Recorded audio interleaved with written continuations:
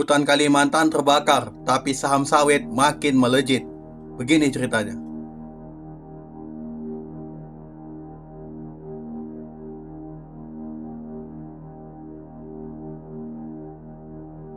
Hutan Kalimantan sedang dikepung api.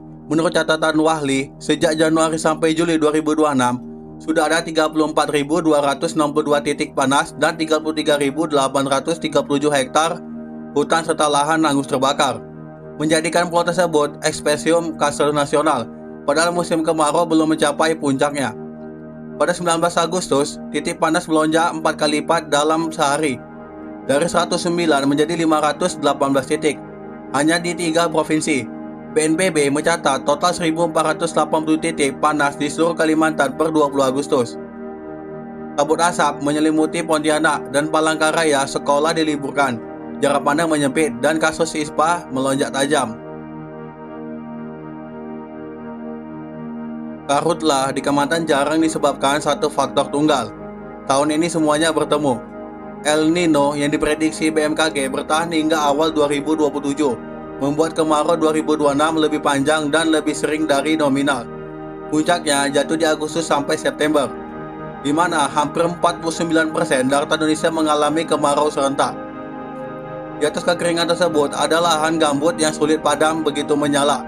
Praktik pembukaan lahan dengan api menjadi sangat terjadi, dan anggaran penanggulangan bencana yang dipangkas. Menurut Wahli, anggaran BNPB 2026 hanya sekitar 3-4 triliun, jauh lebih rendah dari periode krisis Karhutla 2015 dan 2019. Nah, ini agak janggal nih teman-teman. Di hari yang sama, pada 20 Agustus tahun 2026, saat titik panas melonjak, saham-saham sawit di Bursa Efek Indonesia kompak menghijau. BBPT melejit 16,3%, GZCO naik 9,25%, CIMP naik 5,4%, TPAG naik 5,19%, DCNG naik 4,41%, dan JAR naik 3,78%. Harga CPO di Bursa Malaysia menembus sekitar 4.297 per ton, level tertinggi dalam 20 bulan sepanjang tahun 2026. Banyak saham sawit blue chip membukukan naikan double digit secara year to date.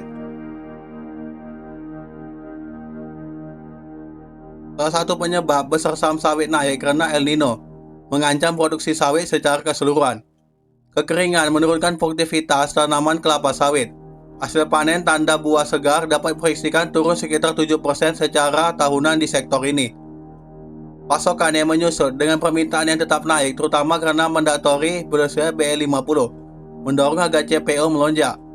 Kebakaran dan naiknya saham menjadi dua gejala dari penyebab yang sama, yaitu kekeringan El Nino, meskipun tidak menjadi hubungan sebab akibat secara langsung. Selain El Nino, ada 3 faktor lain yang menopang harga CPO dan saham sawit. Pertama, mandatori BSPB 50. Pemerintah mewajibkan campuran 50% BSP sawit dalam dolar, menyerap pasokan domestik dalam jumlah besar. Kedua, pelemahan dolar secara global. Pada hari yang sama, emas melonjak 4,17% ke 4,15 dolar dan perak naik 5,6%. Seluruh kompleks komoditas bergerak secara bersamaan, dan di saat itu searah karena dolar juga melemah. Ketiga, siklus harga komoditas. CPO sudah rendah di paruh pertama tahun kini rebound. Harga komoditas cenderung melonjak saat pasokan terancam dan permintaan rigid. Yang menderita duluan selalu warga lokal, petani kecil yang lahannya terbakar, anak-anak yang sakit ispa, dan nelayan yang kehilangan sumber air. Yang menduang untung dari kenaikan harga CPO adalah pemegang saham dan pengusaha besar yang punya diversifikasi lahan di banyak wilayah. Wahli mencatat bahwa 2,79 juta hektar lahan gambut di Kalimantan Barat terbebani sekitar 135 izin perkebunan sawit, 123 izin pertambangan, dan 35 izin BPPH. Tekanan terhadap lahan bukan fenomena hal yang baru. Nah, jadi gini nih, kalau masanya sudah dipahami sejak krisis 2015, kenapa kata kebakaran hutan dan lahan tetap berulang? Jawabannya ada di game teori.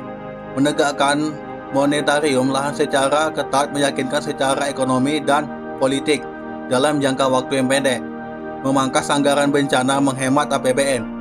Tapi hari ini membayar berlipat saat bencana datang. Menindak membuka lahan ilegal butuh penegakan hukum yang mahal. Saat semua aktor memilih menunda, ada dengan alasan rasional yang sama. Hasilnya kumulatif, hutan terus terbakar, asap terus datang, dan market terus memberi harga yang lebih tinggi pada kelangkaan yang dihasilkan. Nah, yang mirisnya itu teman-teman, warga Palangkaraya mengaku siang hari terasa seperti malam. Anak-anak sekolah diliburkan bukan untuk berlibur, tapi karena udara tidak aman untuk bernapas. Kasus infeksi saluran pernapasan dan melonjak dengan data nasional mencatat sekitar 400.000 kasus ispa. Petugas pemadam bekerja siang malam, tapi di lahan gambut sering menyala kembali begitu matahari terbenam. Sungai-sungai yang biasanya menjadi urut nadi transportasi dan kehidupan mengering. Petani kecil kehilangan lahan tanpa punya asuransi atau cadangan. Kabut asap tidak mengenal batas wilayah. Ia menyebar ke kota, masuk ke rumah, dan mengisi paru-paru siapa saja yang bernapas. Karena di balik setiap berita selalu ada sejarah, di balik setiap krisis selalu ada pelajaran, dan di balik setiap perubahan selalu ada pola yang bisa kita pelajari. Saya Agung Legawa, sampai jumpa di video berikutnya.